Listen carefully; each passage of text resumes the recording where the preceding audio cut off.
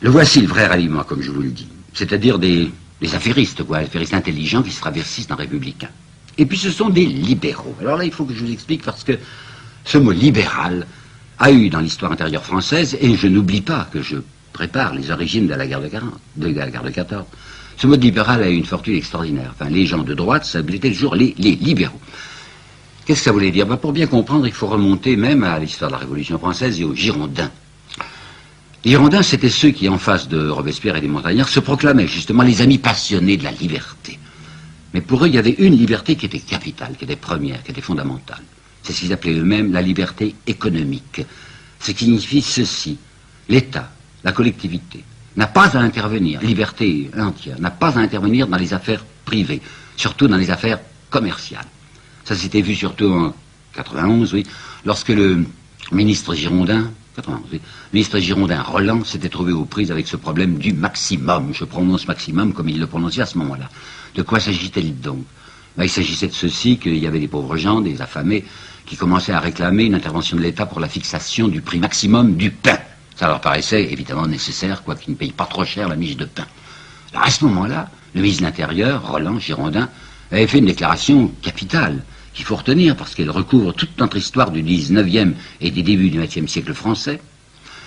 Tout ce que le pouvoir, tout ce que l'État peut décider en matière économique, c'est qu'il n'interviendra jamais.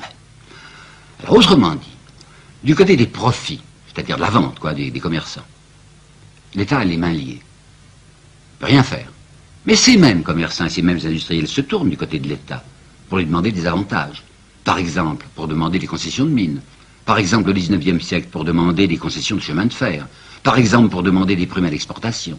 Alors d'un côté, vous avez l'État qui est répudié comme inconvenant, enfin qui ne se mêle pas de nos affaires, mais d'autre part, le même État, c'est-à-dire la collectivité, est au contraire l'objet de sollicitations permanentes afin d'avoir de l'argent. Alors je répéterai donc, l'État a les mains liées du côté du peuple, du côté du grand nombre, mais il a les mains ouvertes du côté du petit nombre.